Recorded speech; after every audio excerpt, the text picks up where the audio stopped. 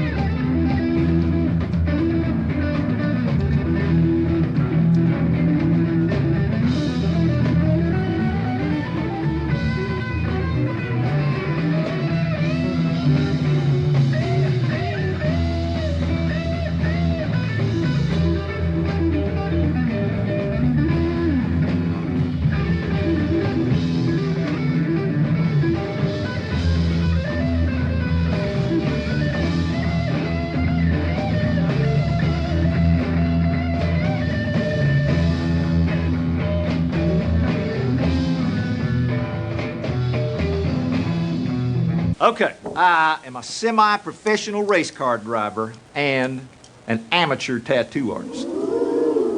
And the first thing you gotta learn if you're gonna be a race car driver is you don't listen to losers like your know-it-all teacher over here. Okay, I think that's enough. Your teacher wants you to go slow, and she's wrong, because it's the fastest who gets paid, and it's the fastest who gets laid. Oh, yeah, you know what I'm talking about. You people are in the wrong on this one. Still in the wrong. This is egregious. Do you hear me? Egregious! We were cellmates together, Andy. You got payback coming.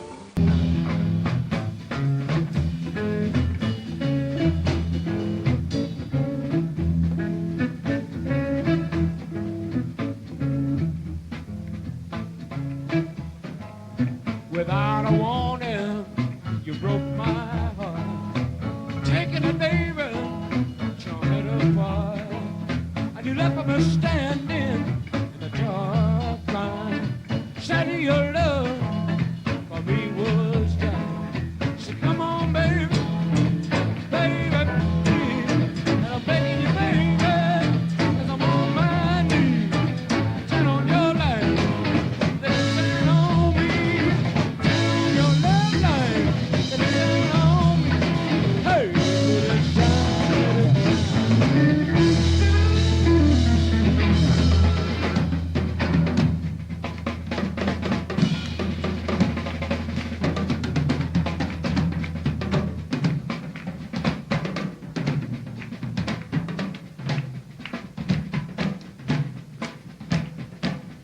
Well, I get a little lonely in the middle of the night, and I need you, darling, to make things all right. So come on, baby, baby, please. And I'm begging you, baby, because I'm on my knees. Turn on your light, let it shine on me. Turn on your love light, let it shine on me. Hey, let it shine, let it shine, let it shine.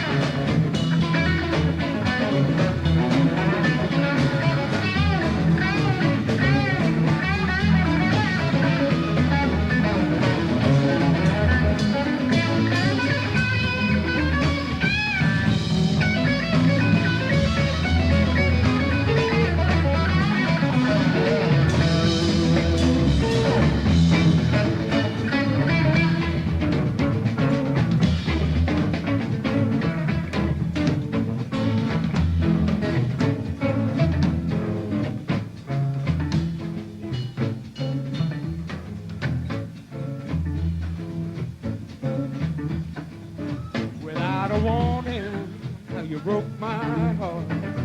Taking a baby, torn it apart. And you left me standing in the dark ground. Said your love for me was done. So come on, baby, baby, please. I'm begging you, baby, I'm on my knees. Turn on your light, let it shine on me. Your love light, let it shine on me. Hey.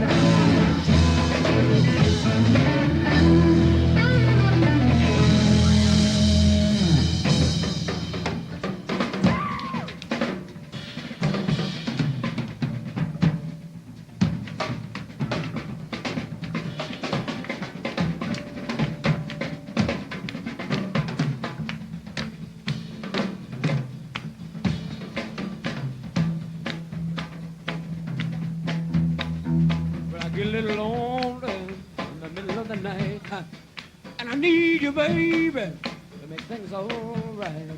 So come on, baby. So come on, baby. Baby, please. Baby, please. I'm begging you, baby. I'm begging you, baby. On my knees. On my knees. Turn on your light. Turn your Let light. it shine on me. Let it shine on me. Turn on your light. Turn on your love light. Shine on me. Let it shine on me. Let it shine on me. Let it shine on me. Let it shine on me. Let it shine on me. Let it shine on me. Let it shine on me. What a shame. Just gotta make me feel alright. Just gotta make me feel alright. Early in the morning, let it shine on me. Late in the evening, let it shine on me too. Got to make me feel, got to make me feel pretty good. 'Cause I don't want it all, I just want a little bit. I don't want it all, no, I just want a little bit. A little your loving, a little your kissing, a little your rolling, a little your riding slow. That's all I want, that's all I want. Now wait a minute, I want to tell you about my baby. I'm going to tell you a reason why. It make me feel pretty good. You know, sometimes I can wake up in the morning, I can wake up sometime at night. But every time I feel like rolling right there by my side. I want to tell you how come she do. I want to tell you just a secret about the way my baby is. 'Cause she got box and ready, big and over back, working on the cover with a floor. That's my ride. That's my baby. That's my girl.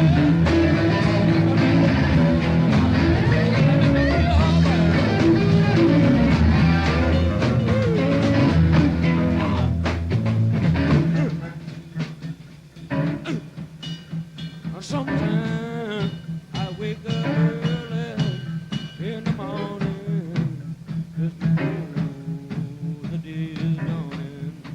You know, and I get kind of hungry, I get kind of lonesome too.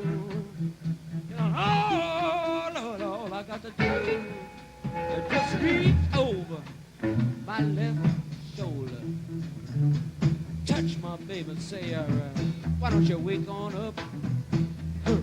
You know, she was already up. She said, Daddy, bring it on home. She told me, Daddy, she said, bring it on home. I said, baby, you know I got it. I'm betting to bring it to you. Just get ready for it. That's my love. Got to be.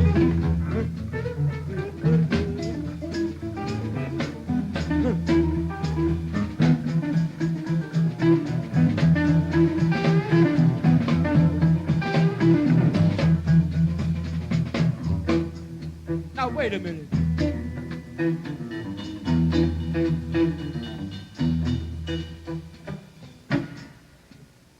All right, fellas. I got something to tell you. You know, sometimes you can wake up early in the morning. I ain't talking to you. Get out of my way. You can wake up early in the morning and you can reach over on your pillow. Ain't nothing there but sheets. But that's your fault. 'Cause it ain't none of mine. Unless I got the thing that you wanted there. But I ain't put it down to you like that. But it only got to be if you got it. Bring it. Yeah. Now wait. Now fellas, I see you standing around here. Tails, all that business.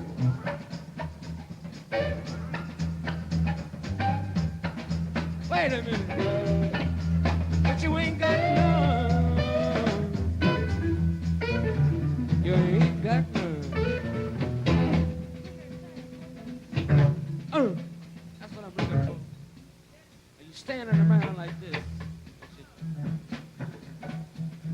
everything.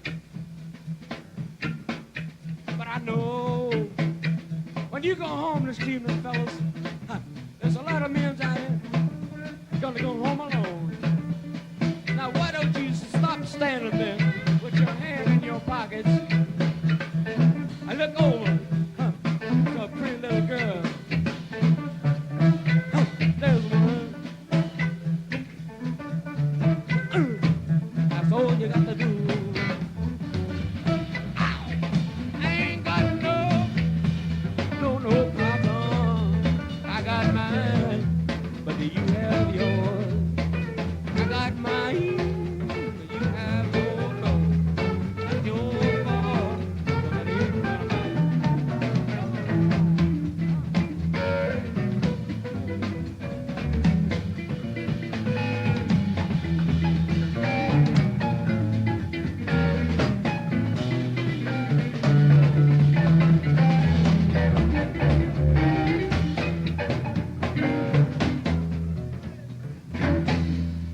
Sometimes I get a little lonesome, little need in my soul. I just gotta ask my baby, why don't you turn on over? All I got to tell her is turn on over. 'Cause I get that hungry, yes I do. Little hungry, yes I.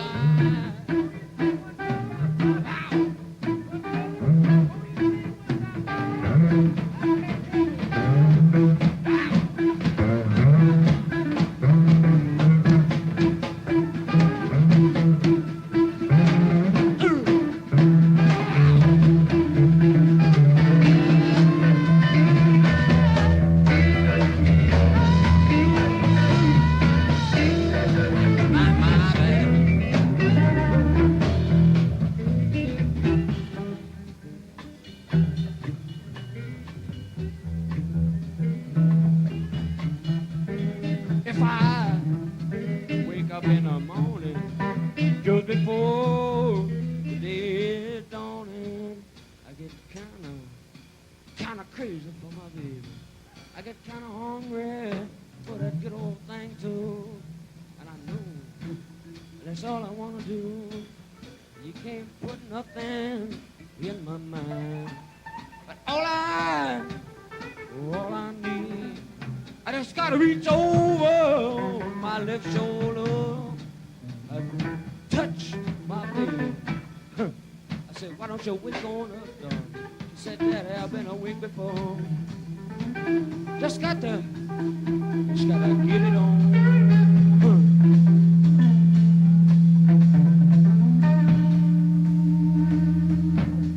You want the job? Yes, you do.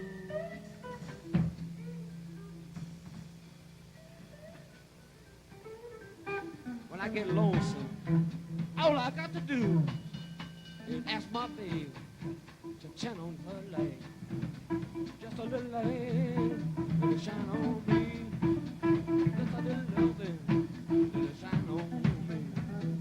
Let it shine, let it shine.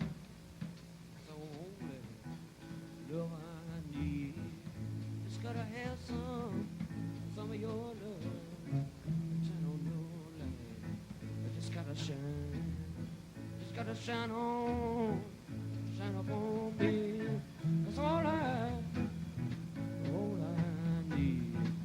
All I got to have, lay your light just a little bit high. Turn on your light just a little bit high. Turn on your light. I just got to get some early in the morning. But I just got to get some more early in the evening too.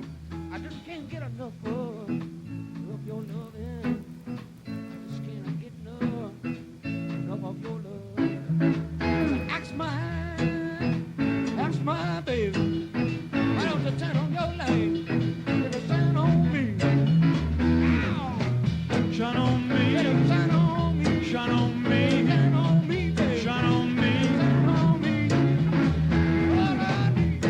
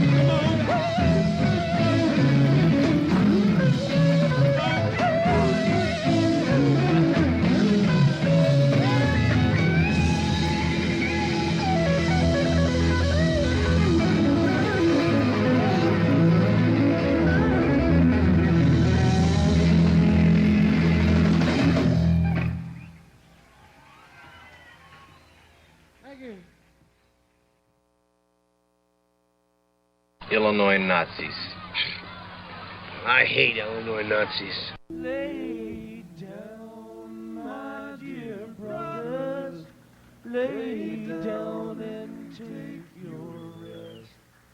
I want you to lay your head upon your Savior's breast. I love you, oh, but Jesus loves you the best. And I bid you good night, good night, good night. And I bid you good night, good night, good night. Lay down, my dear brothers, lay down and take your rest. I want you to lay your head upon your Savior's breast. I love you, oh, but Jesus loves you the best. And I bid you good night, good night, good night. And I bid you good night, good night, good night. And I bid you good night, good night, good night. And I bid you good night, good night. Till me for the awful, wonderful, for the good night, good night. There'll be for the feast in the ending of the wood. Good night, good night, good night. All the children, what night, good night, good night. Good, I remember right well, I remember right well. Good night, good night. Said walking in Jerusalem just like John. Good night, good night, good night. Lay down, my dear brothers. Lay down and take your rest. I want you to lay your head upon your Savior's breast. I love you, oh, but Jesus loves you the best. And I bid you good night, good night, good night. And I bid you good night, good night, good night. And I bid you good night, good night,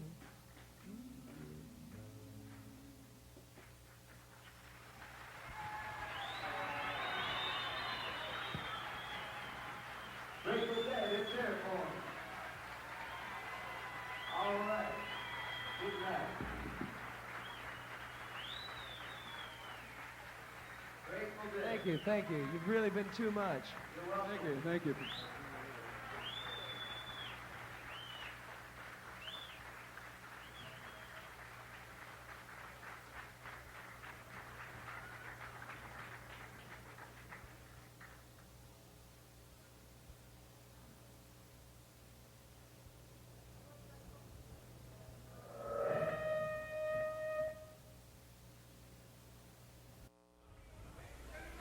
This being our last Tuesday, I'd like to make special mention of the joy, the special joy these Tuesdays have given us.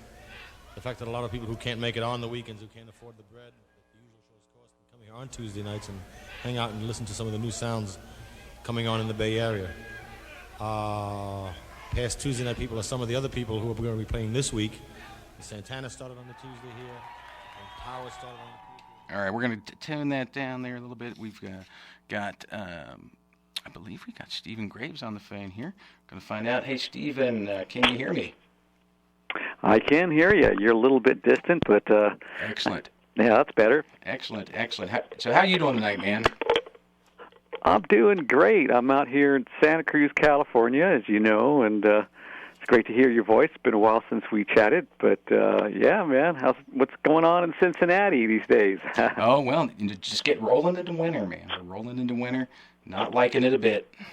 Not liking it a bit. Yeah, and you guys do have actual winters there, that's for sure. Yeah, you guys don't have snow and stuff up there in California. I guess in the mountains and stuff you do, I guess. Oh, yeah, we get a few hours away, but Santa Cruz is we're pretty sheltered here. That's we're pretty spoiled. So. I'm not too familiar with Santa Cruz. That's where you're from. Is that on the coast?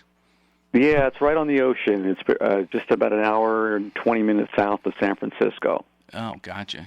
I know you're a musician at heart, but are you a surfer by chance?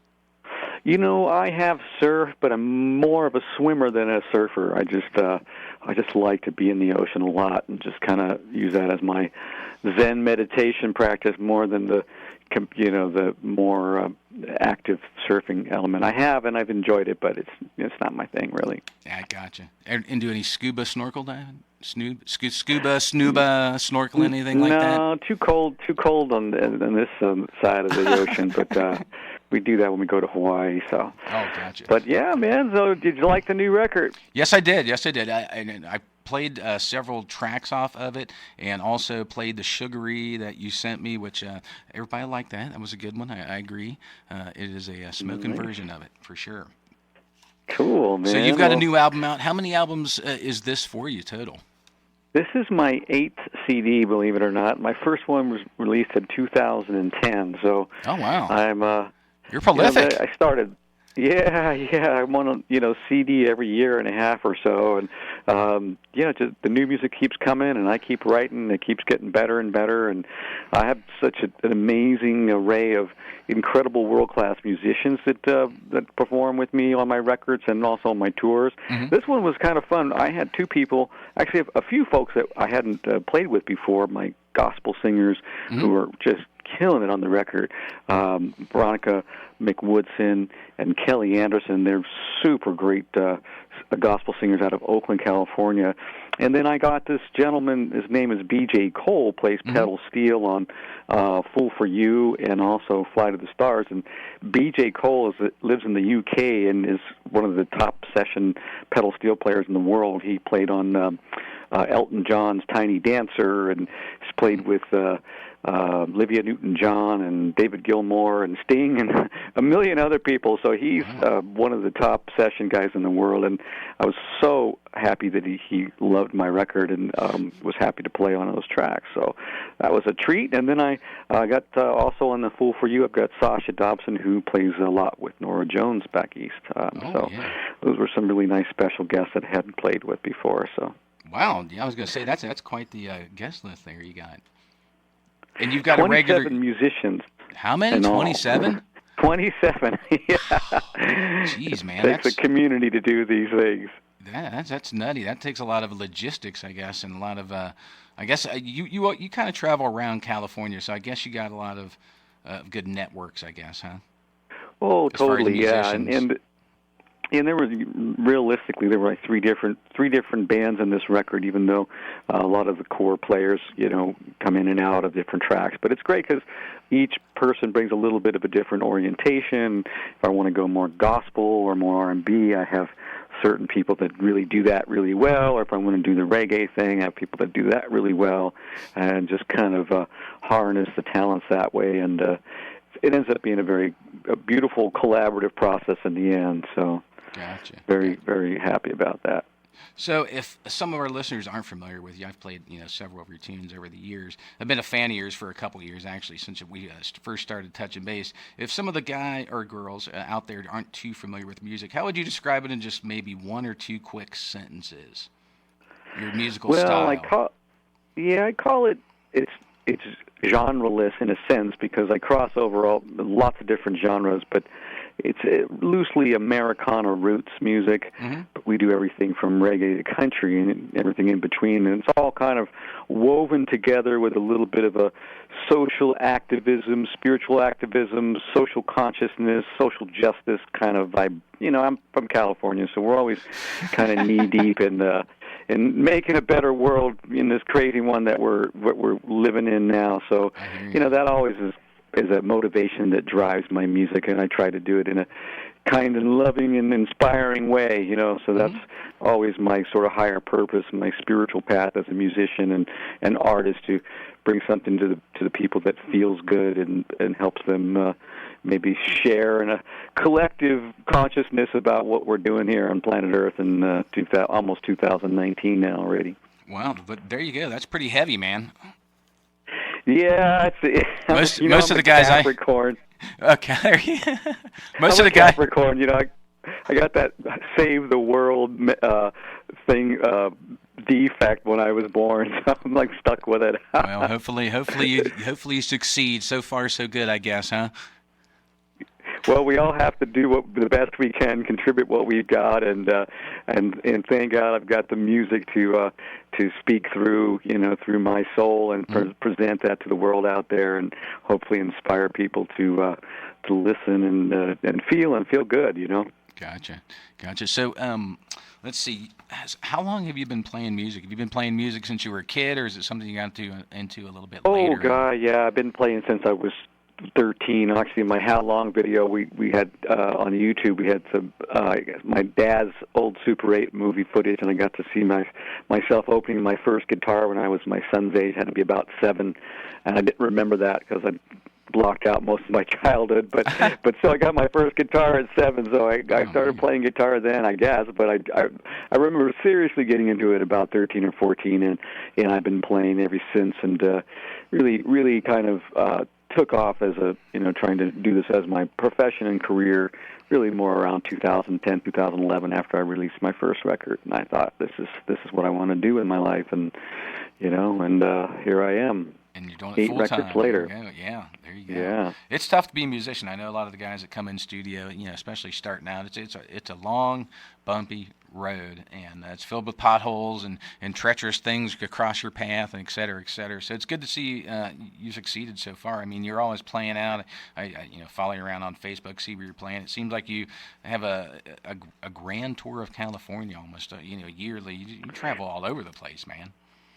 Yeah, we do Oregon quite frequently. We do Arizona, and all throughout California. So we've got lots of great venues and built great fan bases. And it's a very challenging time to be a musician, especially an original artist. In the day of cover bands and tribute bands. So it's nice when we go to a new venue and nobody knows who we are, and then all of a sudden they're indoctrinated and they're really get into the music, and it's all original, something that a lot of them never heard before, and that's always a rush to bring them into my world and have them really get it and really embrace it and have a great time dancing and just letting loose. There you go. So you have a new album out. What's that called? It's called How Long. Right. It's Stephen Graves, Steven, and it's available on my website, StephenGravesMusic.com, Stephen Graves Music on Facebook and YouTube and all the myriad of social media sites, among all of them. I finally got an assistant to help me with all that stuff so I can try to focus, staying with my music playing and my writing, which is really what I want to do. But you can't do without all that stuff. So it's all good too. So yeah, you got like a publicist now. That's cool. Well, yeah, Dennis McNally has been working with me now for he was the Dead publicist for 30 years, and Dennis has been with me for about 6 years now. This is about my 4th or 5th release I've done with Dennis's help, and he's fabulous, and he's just got so many amazing connections, obviously, in the Dead circles and the Dead world, and so it's been fantastic. And yeah, we met actually through without Dennis, I think, which was kind of fun because you were obviously a Grateful Dead fan, right? And radio guy, so that was a good connection getting you two for sure. set up together too. So the album, Yeah, man. I've played about 4 tunes off of it in the past. Have you got a favorite tune off the new album? Gosh, I like all the songs, but since we Everybody were says talking that, too. about since we were talking about the pedal steel and B.J. Cole, I'd say go with "Fool for You." It's not normally one I would say to play, but why not? It's a great, fabulous song, and then from there, anything else that grabs you. Weary Man has definitely got a Grateful Dead vibe to it with the horn section and everything. It's very fun, and Yeah, I like all the songs on the record. Speaking of horns and the Grateful Dead, I believe it was, and Jesse can confirm this, I think it was maybe September 73 when... September 73. Yeah, check out the mid to late September 73 East Coast shows that the Grateful Dead did.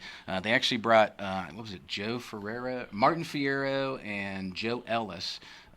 One was a trumpet player and the other was a saxophone player. They're the guys that played on Wake of the Flood. But they did, I think, maybe 6 or 7 shows with these guys.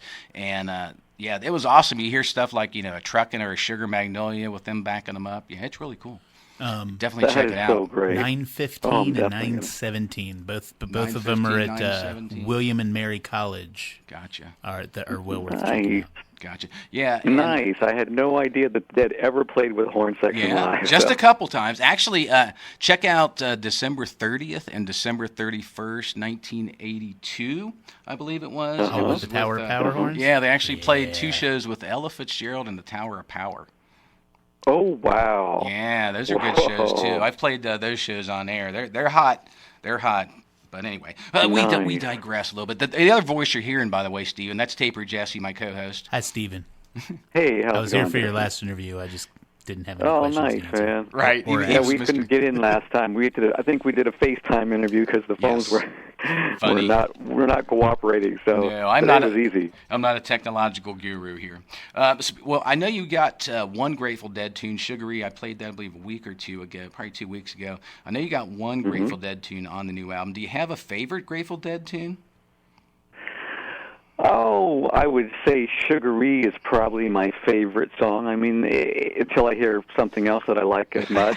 But it's hard to say. It's always a revolving door of the favorite songs. But that one in particular has always resonated with me. And we started playing it out live as a band, and just people were just going off the hook. And so we're like, well, let's put this on the record, because we do Fire on the Mountain, of course. We do Sugary, and every now and then we'll throw in another song or two, but those are kind of our staples, and we just kind of started playing Sugary pretty recent, right before we recorded it, so we really enjoyed it and gave it a little bit of a sort of a gospel-y R&B spin, so that was kind of fun. Didn't try to mimic the Dead very much, but retained the essence of the tune, as it were. It does, and it's such a good story song. I actually, one of the DJs that was after me several years ago loved that tune so much. He said it was his favorite Grateful Dead tune. He's a very eclectic guy. So I burned him 4 entire CDs full of Sugaries, nothing but Sugaries, one from every year that they performed it, and he absolutely loved that. Wow. Yeah, 4 whole CDs of Sugary, one tune. Most people would be like, oh, thanks. Those go right in the trash. Especially the Grateful Dead, That's fun. But anyway, I'm going to let you go, man. I just looked at the clock, and I was like, holy crap, I told him 10 minutes, and it's already double that. I'm sorry about that, man. I know you got it. It's just like worries, 6 o'clock out on the coast in sunny California, so you got a whole evening ahead of you. No problem, man. Great to hear your voice and to chat with you, Ramblin' Rob and Jesse as well. Yeah, Thank you guys for doing what you're doing out there and for playing my music. I totally appreciate it, and sure hope to get out your way sometime soon, maybe in 2019. I've got so many requests to get out east and kind of get the band out there. So we'll put that on the wish list for sure. Definitely. Well, get a hold of me, man. We're going to play a couple tunes by you here. I'll let you go. Thanks again for calling in, and much love, brother, and tell everybody in sunny California, hey. All right, buddy. You guys take care. Thanks so much. See you, man. Talk to you soon. Bye-bye. Okay. See ya. Bye. All right, that was Stephen Graves there. He calling in from California. Always good to hear from him. A great musician. He's got some good music. We're going to play one of those good tunes here. We're going to play a couple tunes by him because he liked one tune and I liked one tune. So I'm going to play the tune that I like first here. This is off the new album. This is How Long?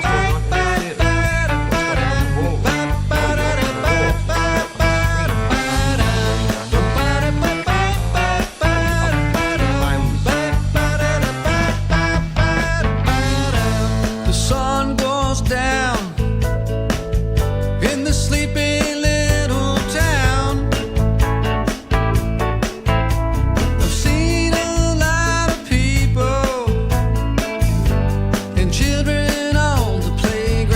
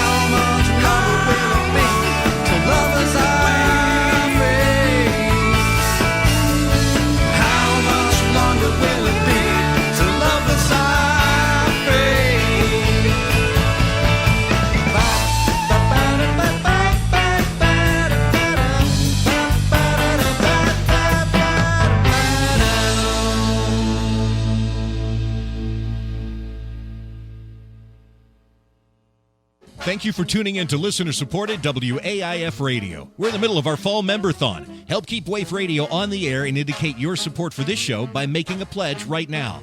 Your gift of $25 or more gives you voting rights at the WAIF annual meeting and the WAIF Alert newsletter. Please call 513-961-8900 or 513-749-1444 right now to make a pledge. You can also pledge online using PayPal by clicking the donate button on our website, www.waif883.org. If you pledge online, please indicate the name of the show you're supporting in the comments section so they get credit. Each show on WAIF has a minimum pledge level to meet, and you can help them reach that goal. Call now 961-8900 or 749-1444 or WAIF883.org and make your pledge of $25 or more to become a member of listener-supported radio WAIF Cincinnati. Thank you.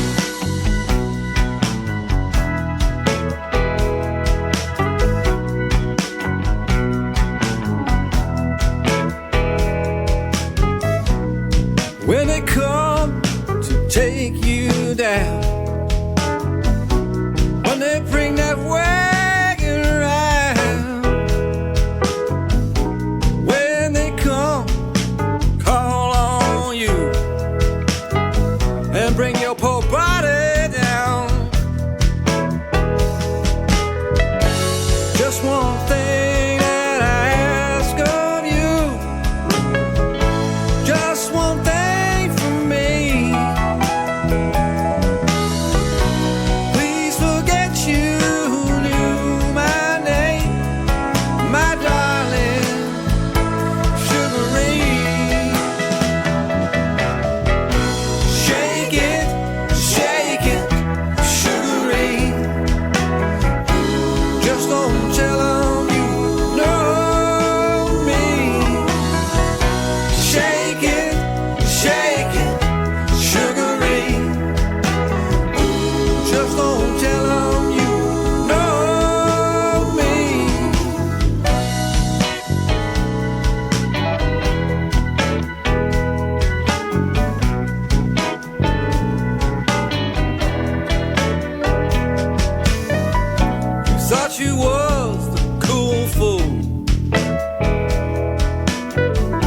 Never could do no wrong, had everything sewed up so tight. How come you lay awake all night long? Just one thing that I ask of you, just one thing for me.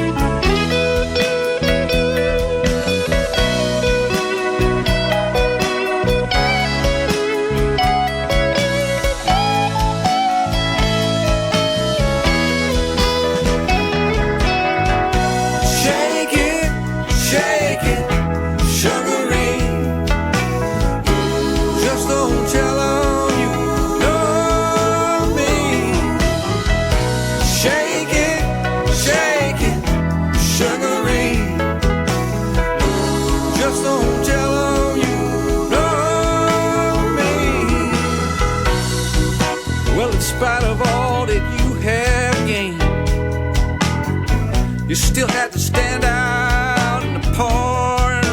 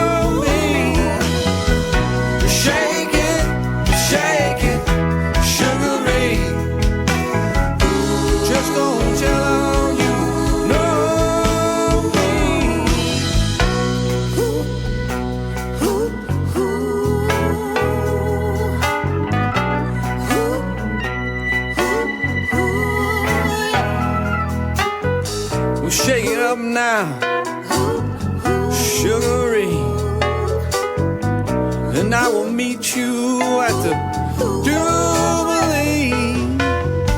And if that Jubilee don't come, then I will meet you on the road. Shake it up now, shake it, sugary. Shake it, sugary.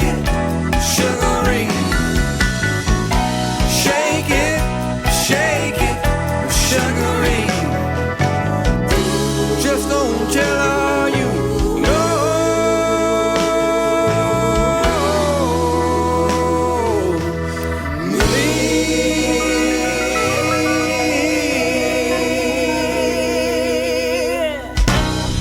All right, that was a little bit of Stephen Graves there, another tune by him. He just called in case you're wondering who I was talking to for so long on the telephone. Buddy Stephen Graves out in California. And, of course, being Ramblin' Rob, he suggested I play a tune. I'm like, nah, I'm going to play the Sugar-E. So I did. But we'll get on with his tune that he suggested maybe next week, and we'll just play more Stephen Graves. But we really appreciate Stephen calling in. It was fun having him on the phone again. It was a good interview. Yeah, it's always a good time. You guys only heard like half of it. Did you hear? You couldn't hear him. No, not at all. We didn't hear a word he said. But. Right. He only heard half of it. So it was kind of weird for these guys, just kind of, listen to me going periodically talking some random thing. But anyway, let's see. Speaking of random things here, you are listening to WAIF. Big shout out to everyone who attended the benefit show.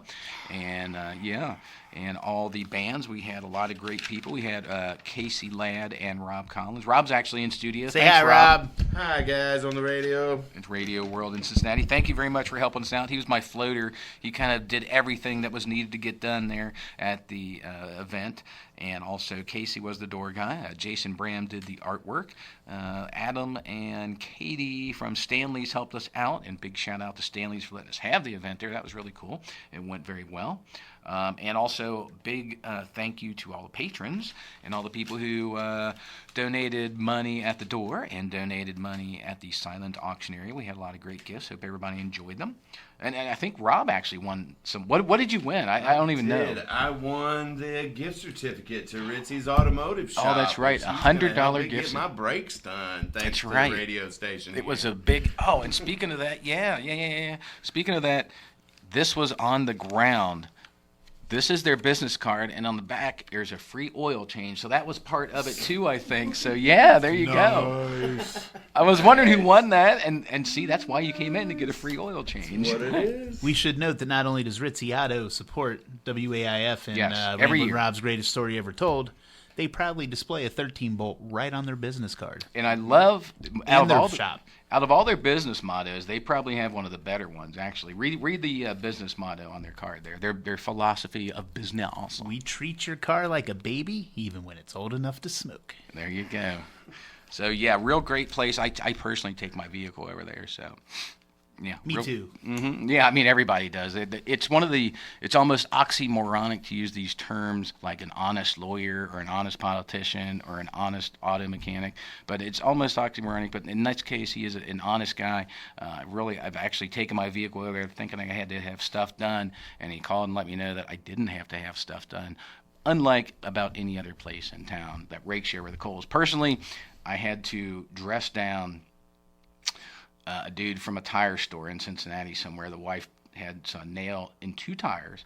So she took the vehicle up there, and she called me and said, guy says I need 2 new tires. And I saw the one nail hole, and I knew it wasn't the case. I'm like, put him on the phone. And I dressed this dude up and down. I'm like, so why does she need a new tire? The nail's in the sidewall. I'm like, no, it's not. It's in the tread. I saw the nail. I was like, did it move? She's like, no. And I'm like, dude, I'm just going to be straight up with you. You're trying to screw her over because she's a woman, and read him the riot act, and little did I know, my wife's like, he had you on speakerphone. That's even better. And I read him, I was like, about the women thing, I'm like, you guys do this all the time, brah. And actually, the wife said she went out to smoke a cigarette, and she went out, she didn't listen to anything, but one guy came out and said, whoa. Like he is tearing him a new one. But anyway, yeah. You won't have that at Ritz's Auto, though. No. Right. Honest cats. Big shout out to all the bands. We had the Ram Ones, Maritime Law, Little Spooky, Twig and Leaf, the Interns, Broke Till Thursday. So yeah, it was really enjoyable. Rob, did you have any particular favorites? You were down there the whole darn time. All of it. The Interns were great. Little Spooky, their singer covered a Jerry tune and did it quite well. Oh yeah, I was pleased with the night. Yep. I was really impressed. The Ram Ones were sounding good. Maritime Law, of course, always sound good. First time I met Dan and Little Spooky, I actually, the keyboard player, he wasn't in studio last time they were here. Yeah. But I met him, and I was like, right before they were playing, I'm like, hey, what's your name, man? He looked at me like with this like deer in the headlight look, and he's like, what? And I'm like, what's your name, man? He's like, you want to know my name? And I'm like, yeah, what is your name? He's like, my name? And I'm like, yes, what is your name? I think he thought I was asking what the band's name was. I don't know what the deal was, but nobody wants to know me. Right, like, what? But anyway, yeah, they were great. Twig and Leaf always sound excellent. I'm going to get some Twig and Leaf T-shirts. They have T-shirts out now. So. Oh, I saw that. I got a social media update concerning that. That's right. Well, I think I signed myself up for 2 of the T-shirts, but only because A, I love Twig and Leaf, and B, it's got lyrics to one of the favorite tunes. My favorite tune that they do, the Red River Blues. They're just trying to have a good time out in the woods. Yeah, they are, and that's such a great that's such a great camping shirt. Like, right? When I'm out there in the woods, I mean, just trying to have a good time, commune with nature. And actually, I told one of the religious guys just a couple weeks ago when I was one of the gospel people here talking about church and stuff. I was like, I don't go to church. I haven't really been in church for decades, and the only time I really go is to get married. And I was like, I didn't even get married in church last time. I got married in a park.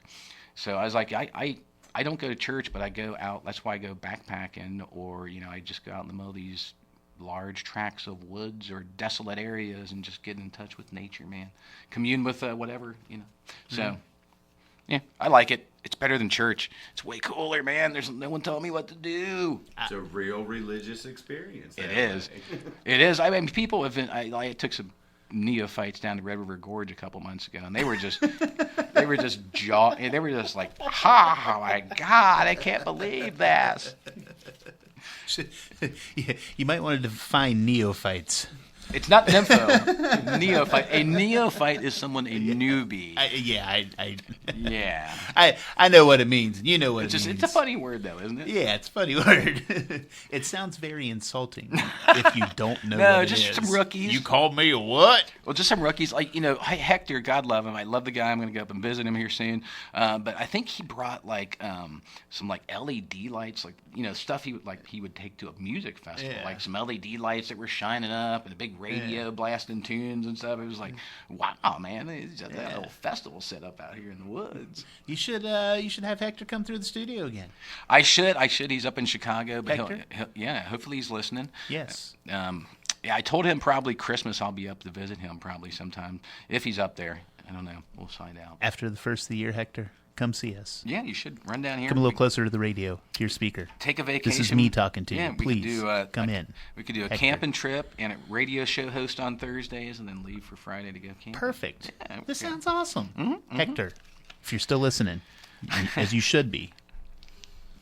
And speaking of listeners, a big shout out to Lyle. He was half of the Ram Ones. He's, I believe, still listening. He better be still listening. But he's listening tonight, so thank you again for helping WAIF out. Lyle's been helping us out probably every year since I started the benefit show. I think this is the 4th one I've had. So something like that. This is the 4th one. We had 2 at Stanley's. 1 at the Urban Artifact. And then this one at Stanley's. Yeah. 4. Yeah. Real quick, guys, in Jam Band news, in case you guys missed it, a couple new things. Kiss announced that they were going on the end of the road tour dates. Sure. Yeah, so we'll see about that. It's the end of the road. We'll see about that. 30 Days of the Dead was announced. Every day you go to dead.net and get a free download of some good, tasty Grateful Dead tunes, or be like me, wait till the end of the month, download them all in one quick zip file. Let's see, Sierra Nevada. Oh, wait, let me read some more recent stuff here. Yeah, so Sierra Nevada created the Zappa Wild Stash IPA, Frank Zappa beer. I thought that was pretty funny. Another Dave Picks is out. And let's see, a new single was announced for Mark Knopfler. Which, if you look at him, I saw a recent picture. I mean, he kind of looks like Thanos from the Marvel universe. It's a long day since he had to, or a long time since he had to push those microwave ovens. Yeah, that's what I was thinking. Like, wow, I still see him with the curly hair and stuff. But anyway. Yeah, right. Okay, let's see here. It's getting about that time, so we're going to play some more Grateful Dead for you guys. Let's see, the 420 bit of the day. And this is a trivia question for my listeners. I'm going to give you guys 5 seconds to think of the answer in your head. Don't call me, because I don't care what the answer is. I know what the answer is. So, I'll ask you guys. Jerry Garcia passed away, of course, I believe, at the age of 56, back in 1995. Two things I thought were weird when I learned about his death. One, he died with a smile on his face. And two, he was holding an object in his hand. Do you guys know what object was in his hand when he passed away? No, I don't, but I know something else weird when they did his autopsy. Oh, God, what? They found a hotel key in his stomach. Did they? Maybe even been further along than his stomach, but yeah, they found a hotel key and a couple other oddball things inside old Jerry. Like a shark. Yeah, right? Yeah, I swallowed a quarter one time when I was worried about that. Like, am I worth 25 cents now? I think I'd know if that disappeared from my body. Did you go through a metal detector? Will it pull right out of you? I'm good, so it must be gone. Oh. Cool. Yeah, medically My speaking, kids I'm cool. Cashed a little change in their day. I've had to change diapers and found change Oh, in man. them before. Oh, yeah. Hopefully it's 100. No, I'm just kidding. Did you clean it off and use it? No. Just threw it on. God, am I the only one that cheap? No, my God. Like, oh man, it's a quarter. Sweet, I can clean that later. That's right. It's about a gumball.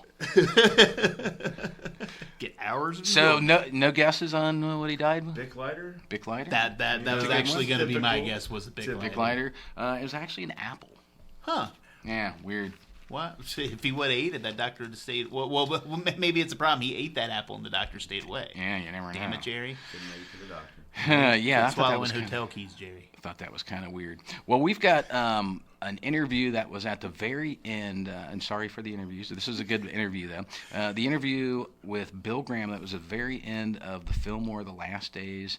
I believe the Fillmore closed in 1972. They had a really good concert with a lot of the great bands who played there, including the Grateful Dead and some great, I guess, local bands. They were from San Francisco. And you heard one of those right before the interview that I did with Steven. It was a band called Malo, a tune called Pana. But anyway, let's get on with this. It's about a 15-minute interview with Bill Graham, so I hope you're not too bored. But if you want to know some interesting stuff about the San Francisco music scene and the birth of the San Francisco music scene, Bill Graham is mostly responsible for that, in my opinion. There wasn't anybody else who was doing what he was doing, given these local bands, unknown at the time, some popularity. Some guys had some records and singles, but he gave a lot of local musicians their first breaks and kept them playing, and also was known for his national acts. It wouldn't be Taj Mahal or Chuck Berry or he mixed it up. He'd get jazz and some blues, and he really was just a guy who wanted music almost every day at the Fillmore. You know how Santana got his big break, right? I don't think so. He and a couple friends were sneaking into a Grateful Dead show at the Fillmore and got caught by Bill Graham. And he started talking to Bill Graham, told him that he played guitar and had a band. And Bill said, "Sweet, let's hear it." And that's how Carlos Santana got his big break. Sneaking into a Grateful Dead show and getting caught by Bill Graham. Well, there you go. And Bill Graham, he's always been a pretty straight-laced guy. I believe he passed away, 1992, I think it was? 91 or 92? 91. 91. Yeah. So he's been gone a long time, but I heard this the other day, and I was like, yeah, man, that's a lot of good information. I think my listeners may like this. So this is the rest of the interview. We'll start it over again, and we played about a minute maybe, but we'll just start her over here. This is Words with Bill Graham from 1972. Very, very hard. What seems like 3 years to get this record done. When this disc is done, you're all finished, what's the first thing you're going to think about? I think about the same thing that I think about while I'm making this, getting this record done. I have a son. That's what I think about. Not all the time, but when I think about getting away from finishing this album, because that's what it's all about, really. I'm not. A lot of people think I'm an automaton. I'm not an automaton. You know, I have a son. He's going to be 4 years old, and that's what I'm going to be doing. Going back to California, take care of my house. What about professionally, Bill? Where does that fit into it? Last year we closed the places, and the same question was asked, what are you going to do? And I said, well, I'm going to try to relax. I've been on the Express for so long. I'm going to try to take the local and relax and take it easy.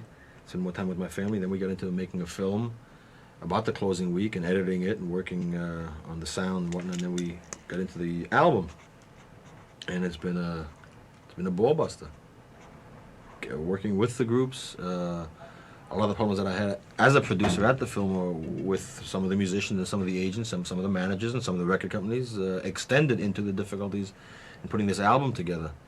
You make so many appointments to have the tapes listened to, and one guy shows, 3 guys don't, 2 guys do, 2 guys don't, 3 guys do, 1 guy doesn't, and you've got to get complete approval of all of it. And then they want to remix the drum and dub the bass line and bring in a chorus, and it became a Cecil B. DeMille production. So the past year hasn't really been that much different from the years that the Fillmore was open, except for the fact that I didn't have to kowtow to the madness of the industry in having to run every week. That was the joy of the Fillmore for years, was running every week and having these shows and the excitement. But as the business changed and we got into 69, 70, the having to run every week in Fillmore East and Fillmore West and having to book 52 weeks of the year, because there aren't a combination of 52 acts that have the combination of quality and draw, and with the competition of the cement factories, the larger places, it became very, very difficult to book quality acts that would also draw, because if they had that combination, then they would play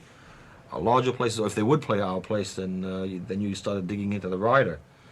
And, you know, a rider used to be a few years at 2 pages. Have a Hammond B3 organ there, please, and have a truck there, please, and maybe some sarsaparilla in the dressing room.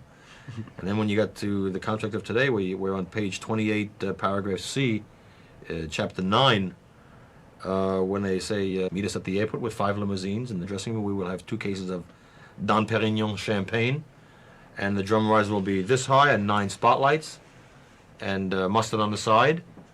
It became very, very difficult. And besides that, this will be the opening act, and this will be the second act, and we will play so long, and you know, have a 9'2" security guard at the door to keep off the fans that we don't want around our dressing room.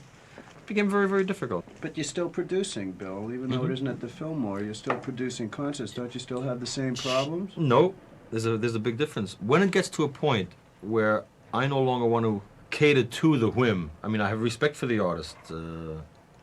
I always have, and I think I've had respect for the public since we started years ago. There's one big difference now. I can say, I pass. I pass. It's as simple as that. But when you have overheads like we had, 18 grand in New York, I mean, non-talent, just to run, $18,000 a week to run Fillmore East. It costs $12,000 a week to run Fillmore West. Whether I had a show or not, so shouldn't I put in a show and try to make those ends meet? Now, we did. The point is not that we weren't able to cut it. It's what we had to go through to run every week. The price that had to be paid during the day to make the shit go down at night. But do I want to go through it again? Do I want to have to cater to the whim of some agent or manager? No. This is the beauty of our organization now. In January and February of this year, we were finishing the album. There weren't that many acts that I wanted to work with on the West Coast. We did 2 or 3 shows. In March and April, we got finished with some of the major projects. We got finished with putting the tapes together and the film together. The organization did 47 shows. We worked with The Who 10 years after, or Jethro Tull, the Rolling Stones, Cat Stevens, Emerson Lake Palmer, the Grateful Dead. You know, as a matter of fact, last December, the Dead said, "Bill, you want to go to New York and work with us?" Geez, the Dead back in the Big Apple, and we came into New York and did 4 nights with them. To be able to choose is such a big difference. For you personally, what was your high in the Fillmores? What was the high point for me in the running of the Fillmore was that the way they were run may not work for anyone else, with anyone else, in any other period of time. I'm not saying it's the perfect way to run a business. It worked. And the fact that it worked in the way we ran it, totally opposed to any theories or any industrial psychiatric means used to run big business. That was the high for me. The people who made up the Fillmores, I've gone overboard sometimes and give credit. I don't think anybody realizes how the Fillmores were run. There were a couple of hundred people between East and West. Average age, 22 years old. The volume of business was anywhere between $4.2 and $4.7 million a year of gross income between East and West. And this entire business was run by a staff of people. I'm talking about the concessions, I'm talking about the box office, or the coat room, the handling of the stage. Totally on an honor system. That doesn't mean that everybody just took what they wanted. The money came into the box office, the money came into the concessions, but it was turned into the office. There was no cash control. There were no cash registers behind the concession stands. There were push keys for nickels, dimes, quarters, and one guy took care of the dollars, another guy took care of the $5. And it was done totally on trust. Now, when you run a business that way, you don't run it by hiring people on resumes. You sit down with them and you rap. The staff is what made it all tick, because they were responsible first in setting it up to make sure the stage was right, the advertising is right, the posters, the sound, all that. But then you open the doors and you take somebody's ticket. What happens to that patron once you take his ticket? What's going on in the theater? What's going on in the ballroom? What do you have up on the walls? What have you got up on the screen? Are you running a movie? Are you up to the times and what's happening that week in the world? A display of natural childbirth on the wall, a relationship to a certain political situation in the country today. And then the beginning of the show and how we relate to the artist and the respect from us to the artist to the patron. When traffic appears, all of a sudden there's a traffic light there. When the Grateful Dead play, all of a sudden there's this big neon sign saying, Grateful Dead, Grateful Dead. New Year's Eve, when a horse comes toward the stage and the guy's throwing daisies around. Well, for years and years, a lot of people say, hey, it's groovy, groovy. It was nice, and it was, but what put it all together? Was I involved? What am I going to do, sit in and say I wasn't? That's crazy, sure I was involved. But there were these insane, very dedicated people doing the work. And I'm fully convinced, I'd never seen that before. I've never seen it since. I don't think I'll ever see it again. It's a combination of some luck, being in the right place at the right time for all of us. There was skill, and there was a lot of devotion and dedication by them and by me. Would you do another Fillmore again? No, because the negative aspects of this business not only will continue to prevail, but will continue to accelerate in madness. And why do that if it's only going to get worse? Conditions aren't going to get better because the economics of rock and roll are getting closer and closer and closer to the economics of big biz America. Bill, one of the big dilemmas right now that a lot of people are thinking about is where is music going right now? I mean, it just doesn't seem to be any great trend that people can sink their teeth into. Do you have any thoughts on that? Yeah, the only thing that's certain about contemporary music and where it's going is that you can't predict, you can't prognosticate. It depends on the social climate, the political climate, more than anything else. It depends on who is coming along with a new sound or a new style, a new innovation, so strong and so palatable to that mass that he will not only influence them, he will influence other writers, other performers. If the Beatles and Dylan didn't come along in the early 60s, would the trend have been what it was? The best analogy I can think of as far as predicting what's going to come is, let's say 3 years ago, did some guy say, 2 years from now, somebody's going to go crazy and wake up in the morning and say, hot pants? Somebody else came along with a hula hoop craze. Can you say that 2 years from now there'll be a new hula hoop craze? Yeah, but I'm not really talking about crazes or fads. I'm talking about legitimate musical trends. No, I'll tell you why they can't be. First of all, people, 2 years ago said, it's going back to the soft sound. It's getting hard again. The size of this business is so vast now. What you have is a big soft market, a big hard market, a big rock jazz market. 2 or 3 years ago, a big selling record was 200,000-300,000 units. 1 year ago, or 2 years ago, it was 500 to 700,000 units. Today, there were over 20 artists in the contemporary music business who sell over 1 million units, 1 million copies of their albums. Now, you have the Partridge Family, you have Santana, you have Carole King, you have Chicago, you have Bob Dylan, you have the Rolling Stones, and then you have artists who sell 300,000, 400,000, 500,000. And people said, I never heard of the guy.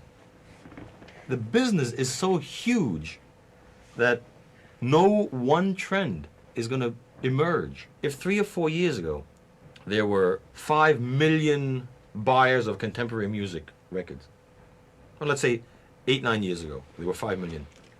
3 or 4 years ago there were maybe 10 or 15 million. Today there are maybe 25 to 30 million people who are buying contemporary music records. Can they be part of one trend? It's too big. The business is too big. And what we have now is much more very good music and much more crap. And that's the trend. Bill, you're probably the best storyteller in the contemporary music scene, and you certainly had probably the best vantage point of anybody to collect those stories. Do you have any stories about any particular groups that you can tell while the tape's running? A bitter favorite story because it involves a lady, a very talented young lady, who put together a group with another famous young musician, and went out in 1971. And they came to the Fillmore to play and went on a stage. And I was in the office at the time. And one of the stage guys comes into the office furious. I said, "What's the matter?" He says, "Geez, she's on the stage. Then she just she did after her second number." Somebody in the audience says, "We love you. Would you play all night?" He says, "Well, I'm sorry, I can't. Graham will only allow me to do 40 minutes." "Oh, the hell with him, the capitalist bastard. Just play." And the boos from the audience. He said, "Not only that, the very next number, the ending didn't work out right." And she said to the audience, hey, dig it, I'm sorry, this is only our second time together on any stage." And when I heard the combination of these two, I was furious. First of all, if you don't have your shit together, don't get on a stage. I paid this certain organization $15,000 that weekend to perform. And if you're an amateur, then you should get amateur's rate and you should go to some audition night to get your stuff together. But to cop out to an audience and say that you can't play more because Graham won't let us. One of the great feelings about the Fillmore for me was always that they were our places. We didn't have any unions. The people who ran these buildings, the ushers and the stagehands and the concession girls, that was our life. And if musicians wanted to play late and the audience wanted to hear them play late, we went till 3, till 4, till 5, and it was our scene. And for her to say that as a cop-out because she didn't have any more material, that was her reason for saying that. So at the end of the set, I went into the dressing room. I said, "Why did you say that?" And whatever name you can conjure up, that's what I use. Slimy piece of shit. I said, "You gonna go back on that stage?" And they asked for more. They asked the audience. I said, "Now you gonna get out there?" "Oh, no. I said, "You said to them that you apologized because you didn't have your shit together? I paid you $15,000. And if you weren't ready, don't perform. And you make them feel that I deprive you of that stage? Well, you got it there, yo-yo." And no. And I'm yelling and screaming at her, and the co-star of this group was a wonderful young man. And all of a sudden he peeps out. I'm ranting and raving at her. He says, "Well, Bill, shut up!" The poor guy, I think he just melted into the corner of the dressing room. And I said, "Are you going to come out to the lady?" No. I said, "Okay." I go back on the stage. I said, "Folks, just to clear things up, boo, boo." I said, "Hey, just hold it for a second. As far as I'm concerned, I'm here, the staff is here, the building is here, you're here. We'll go all night." "Yeah, suck it to him, Graham, we love you." 2 minutes earlier, they wouldn't castrate me. I go back in the dressing room, and I said, call her Susie Cream Cheese. "Susie, you gonna get out there?" No, I just don't have any more material, and you've made me a nervous wreck." I said, "I made you a nervous wreck. We'll be here all goddamn night long. She refused to come out of the dressing room. I go back on the stage. I said, folks, let's stage a reverse sit-in. Let's not leave the theater. Let's just see if our stars of the evening will come back out, because I didn't want anybody to think that it was me. I went over to the ushers and to the security. I said, you want to watch the side doors? As far as backstage is concerned, I don't want those doors used, and I don't want anybody to go from backstage to the front of the house. I go back to the dressing room. I said, Susie, there's only one way out of here. It's across that stage. Every other entrance is locked. We'll be here all night. And she went insane. Now, this took maybe 15 minutes from the time that she had left the stage. She finally said, well, all right. And she turned to all the, well, what do we do? And, hey, man, well, let's just put something together and, we'll work it out. We'll do an improv. They had no more material. They had done 42 minutes. One nice thing about young audiences, it's very much like taking a girl on a date and she promises you the world. We'll go to dinner, then we'll go to the movies, and we'll go home and we'll have a drink and we'll get comfortable,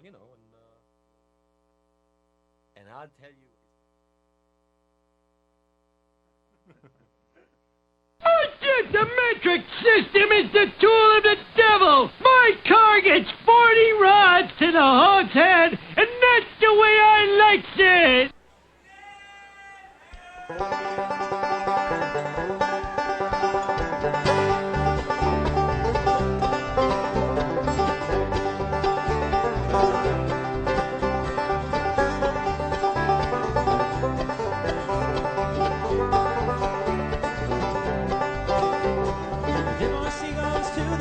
Sophisticate pulls up in his car. A hopeful youth waits for the first star to come out. The sky above can be so mean, the clouds cover what should be seen, and there ain't much left too keen in my book.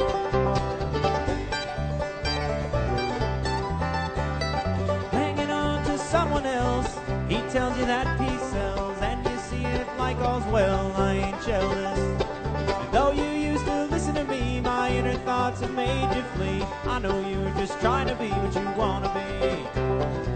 Well, I let you in to see me for real, and you walked right out, that's what I feel. You said you needed time to be alone. And like to you, I looked above, feeling stranded without love. The time was wrong and you left me in a hole. You left me in a hole. You left me in a hole. You left me in a hole.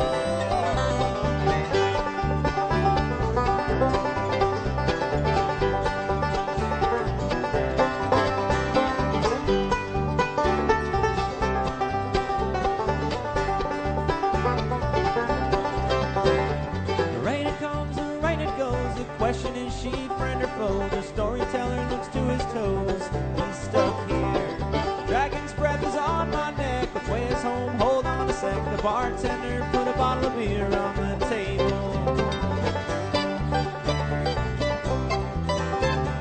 Many people, they believe that Jesus came here to relieve all the problems that we breathe on each other. And I don't care just what you do, well, what you think, that's up to you. See, those thoughts of yours aren't new to me at all. Well, is it these thoughts that made you believe that there's nothing here, so you shall leave? While I sit here with my guitar in my hand, and like the youth, I looked above, feeling stranded without love. The time was wrong and you left me in a hole. You left me in a hole. You left me in a hole. You left me in a hole.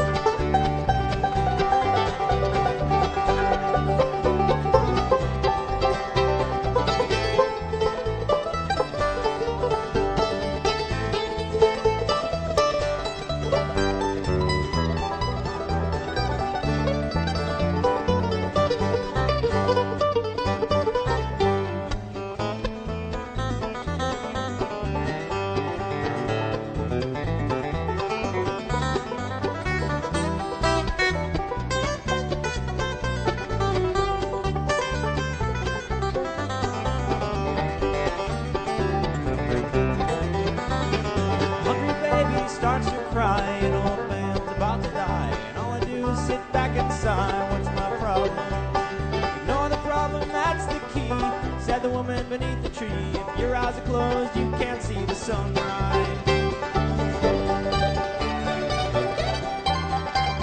The phone it rings, who could it be? Well, it ain't her and it's not for me. Forgetting's easy as a 1, 2, 3, my friends say.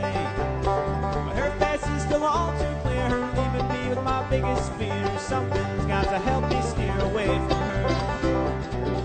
Well, you have your life, and I have mine. Maybe we'll meet again some other time. Down the long road, on another plane. Like the youth I looked above, feeling stranded without love. The time was wrong when you left me in a hole. You left me in a hole. You left me in a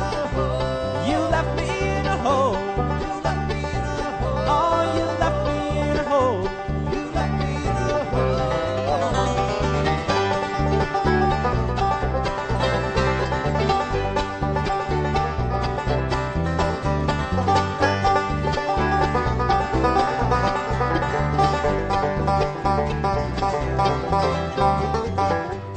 You left me in a hole. You left me in a hole. You left me in a hole.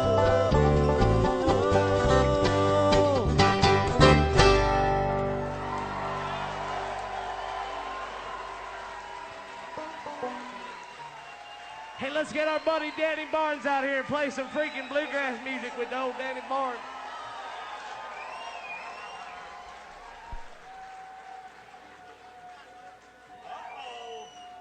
Yeah, buddy. So this is our buddy Danny, and we like playing music with old Danny Barnes here. An awful lot. Let me go back in there and face the peril. No, it's too perilous. My duty as a knight starts with as much peril as I can. No, we've got to find the holy grail. Come on. Oh, let me have just a little bit of peril. No, doesn't help it. Bet your...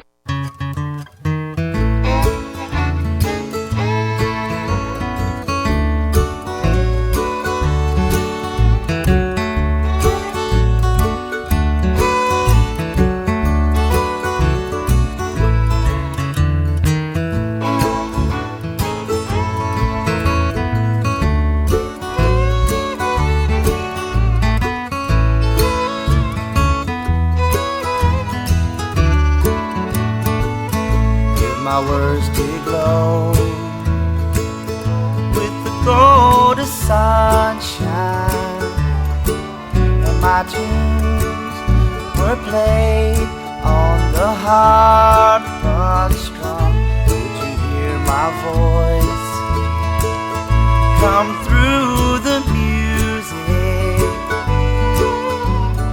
Would you hold it near as it were your own? It's a hand-me-down. The thoughts are broken. Perhaps they're better left unsung. I don't know. Don't really care. Let there be songs to fill the air. People in still water, when there is no pebble tossed, no wind to blow. Reach out your hand. If your cup be empty, your cup is full, may it be again. Let it be known there is a fountain that was not made by the hands of men. There is a road, no simple highway between the dawn and the dark of night. And if you go, no one may follow. That path is for your steps alone. Ripple in still water when there is no pebble toss, no wind to blow. You who choose to lead must follow. But if you fall alone. And if you stand, then who's to guide you? If I knew the way, I would take you home. La la la la, la la la la la, la la la, la la, la la la la, la la la la. La la la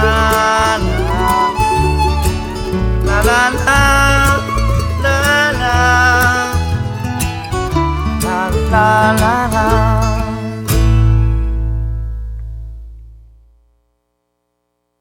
Ian, you put a greased, naked woman on all fours with a dog collar With a dog around her collar. neck and a leash. And a leash. And a man's arm extended out up to here, holding on to the leash and pushing a black glove in her face to sniff it. You don't find that offensive? No, You don't don't. find that sexist? This is 1982, That's Bobby, right, come it's on. 1982. Get out of the 60s. We don't have this mentality anymore. Well, you should have Listen seen to the me. cover they wanted to do. I don't It care wasn't what a they glove, want. believe me.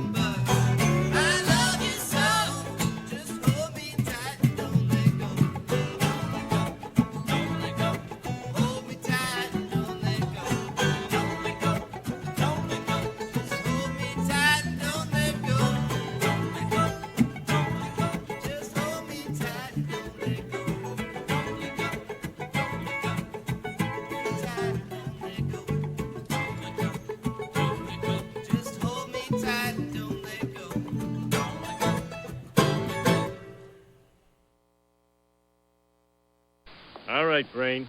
You don't like me, and I don't like you.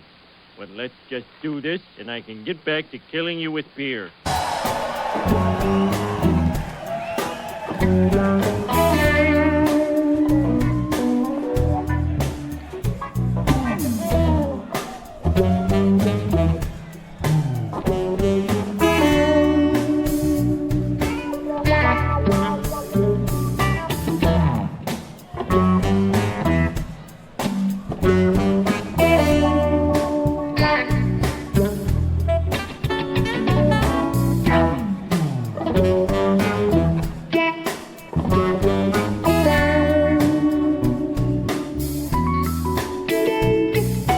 Promises made in the dark, designed by light of day.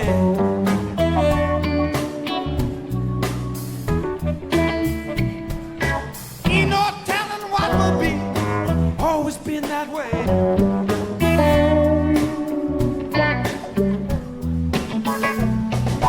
Just one thing I know for sure, someone got to pay.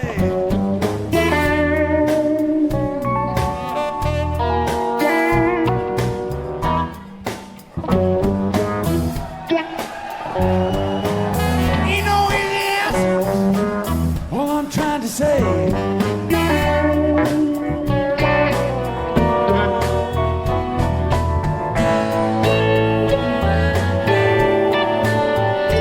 Always everyone's the answer.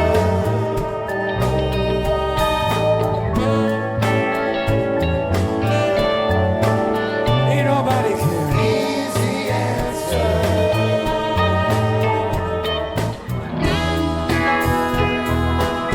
Talk and take it slow. I don't wanna know. I don't wanna know. I don't wanna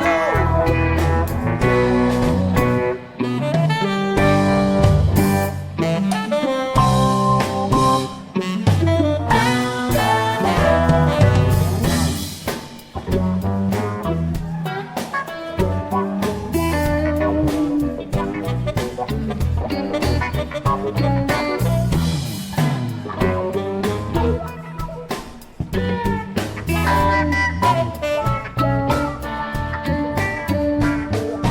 Love's an easy word to say, rolls right off the tongue. Easy answer.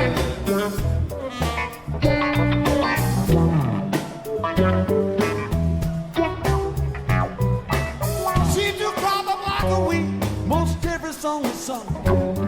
Easy answer.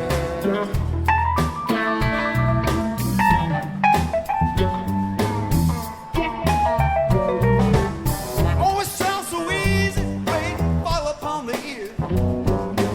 Easy answer. Ain't no easy answers. Oh, listen to me here. Easy answer.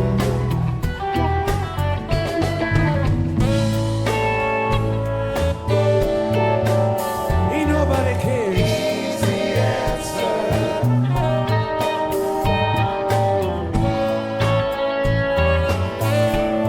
Cause there ain't no nothing there. Easy answer.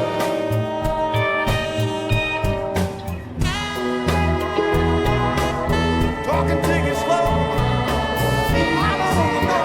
I don't wanna know. No, no, no, no, no, no.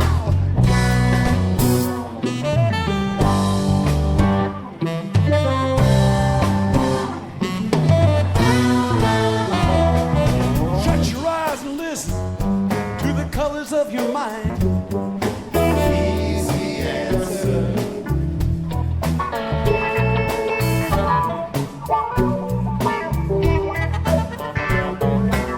Get yourself a proper man, let your soul unwind. Easy answer.